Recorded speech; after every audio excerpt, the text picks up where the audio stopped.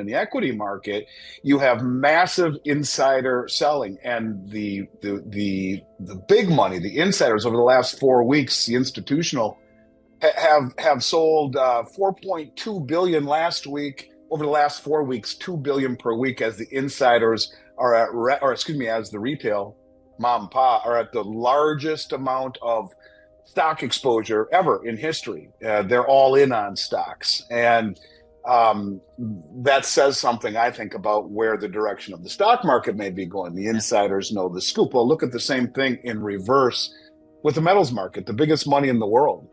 The central banks, the sovereign wealth funds, the family offices, they are draining the world's exchanges, as you know, standing for delivery.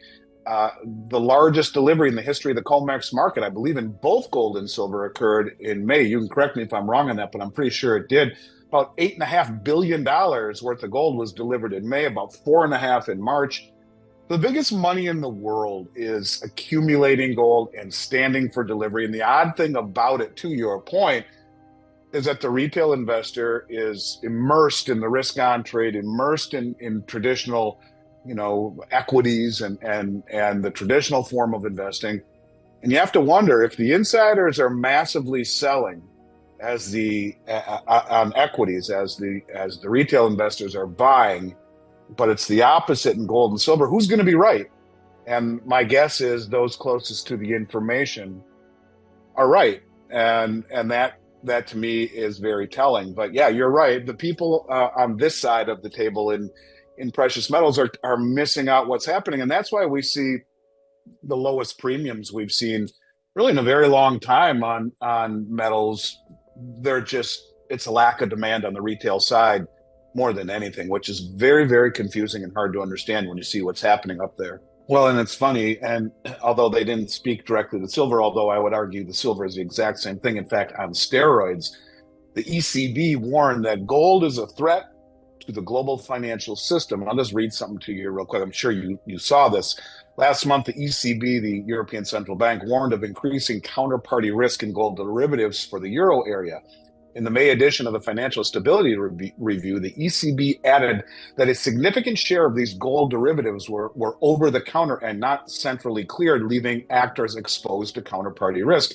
As you said, the LBMA is not an exchange, it's an over-the-counter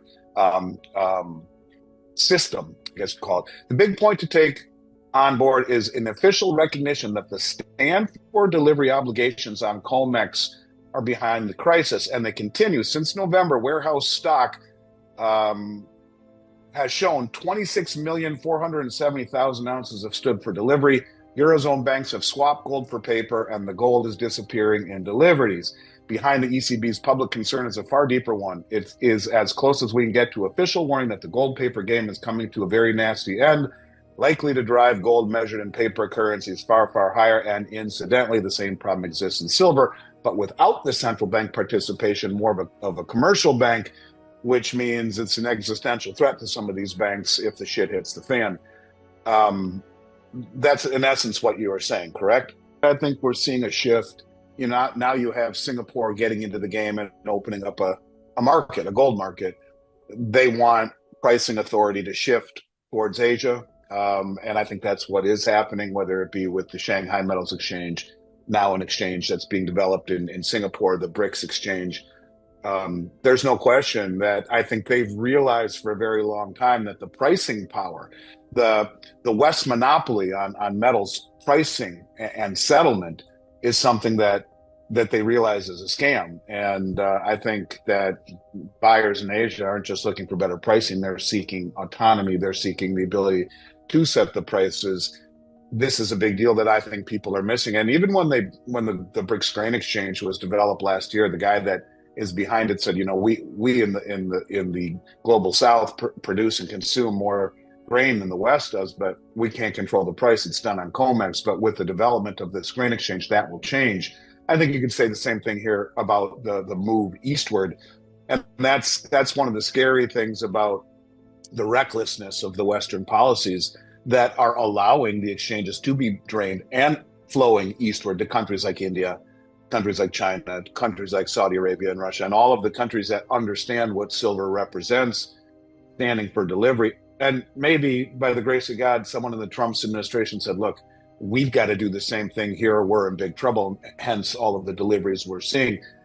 I don't know, Bix, I know you had me on your show, but I'll ask you, I mean, when do we see the price suppression end? What does it take for this to be overwhelmed, for these banks to realize that this isn't just stupid, it's an existential threat to their survival? Are we getting there? Are we almost there? You know, these countries are handing us our lunch, and they are. And I've been screaming that, and you know, you have too. That's the part I hope people can understand, that it's not always price that is the determining factor. Do you see us waking up one morning? In other words, instead of it being a slow drip like we've seen it now move up, you know, 32, 33, et cetera, 34. Or do we wake up one morning and it's 50 or 60 or 70 or 80 or whatever that number is? You get the mainstream media's borderline compulsive deception. And this what I'm going to say here is fact, and it's not conjecture, and it's not inflammatory at all. I just think I think of the world that you and I grew up in. We're very close to the same age. I'll read you one paragraph, get your take on this. To your point, earlier this week, ABC journalist Jory Rand sought to reframe the escalating violence on the streets of LA, even as his own channel broadcasts images of cars completely engulfed in flames, the thick black smoke billowing into the night air. Nothing there was noting there that there was a large group of people running wild, Rand said. It could turn very volatile if you move law enforcement in there the wrong way and turn what is just a bunch of people having fun watching cars burn into a massive confrontation and acceleration between officers and demonstrators. Now, that's how the media portrays this. Just a bunch of people having fun watching cars burn. But if you bring in law enforcement, well, it could turn violent. Again, to your point, you can't make this stuff up, and it's very difficult. And that's why people aren't aware of the things that you and I talk about, the things that are so logical to us and to your listeners, because they're being gaslit by a media that would go as far as saying it's a peaceful protest and just a bunch of people having fun watching cars burn. But if you bring in law enforcement, watch out, it's going to get violent. Now, I don't understand that, and I have a hard time even saying it and rationalizing it, but that's the world we find ourselves living in.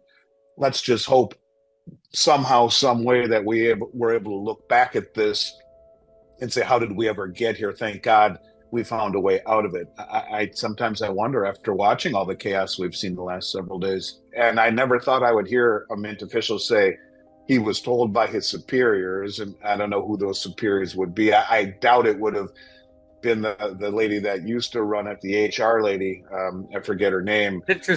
But yeah, whatever, Gibson. But I think it would be more along the lines of the Treasury Secretary, who would have given them those instructions. But yeah, there's no question, really. I mean, you look, they haven't even made a Platinum Eagle yet this year, and you can see that they're very, very inefficient. But it's almost as if maybe they are restocking the American government, perhaps, and using, you know, stupid excuses and lack of transparency and the admission by Jack that, yeah, just make as little as possible without creating a backlash that they're doing. Maybe they realize, along with all these imports and deliveries into the United States, that we have allowed this to become a very detrimental situation to the safety of the country, that we are woefully understocked in things like gold and silver, and that's why they're delivering it into the system. Maybe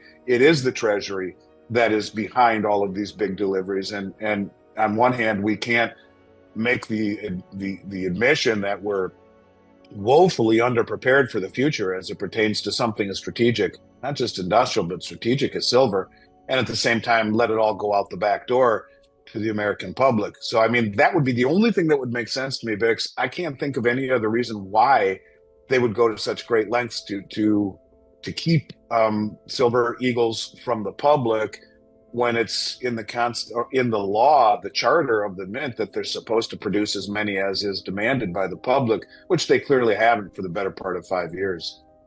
There's far greater demand up top, but you can see it. You can see it through the massive purchases, the massive deliveries, and then the repatriation, whether it be taking it off the exchanges or central banks bringing it home. removing counterparty risk. And to your point, yes, I mean, the demand is still pretty good on the retail level in comparison to where it was most of the time that I've known you over the last 20 plus years. But by the same token, it represents such a tiny, tiny bit of the mainstream. Um, they haven't realized it yet. They really haven't. And so, yeah, what is very available and flush right now can very quickly change. We've seen that happen. Silicon Valley Bank failed. We added 14,000 clients in 45 days. That's 4 years worth of client acquisition in 45 days. But, that's really the kind of environment we find ourselves in, where the public isn't thinking, they're not forward thinking, they're not looking at this. They think the road to retirement is paved with stock certificates and mutual funds, which, to my point earlier, you have a record participation by the public in equities right now. At the same time, it's record accumulation on physical metals by the insiders. And so they flip flop. The insiders are out in equities and in commodities, and the retail public is all in equities and really pretty much out in as it pertains to commodities, at least on a large scale. So what does that portray for the future? Well, I'll leave that up to everyone else to decide. But we need people like you to keep giving us this information, the facts, the figures, and being there to hold all of our hands, because it is tough. It's tough for a lot of people to see the counterintuitive nature.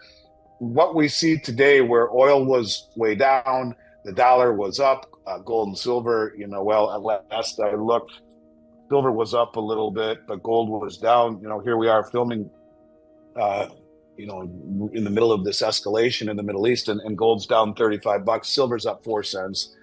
But things are counterintuitive to the way we would think it would be to react in terms of reaction. But that's all done as part of the gaslighting, as part of the cartel 101 playbook.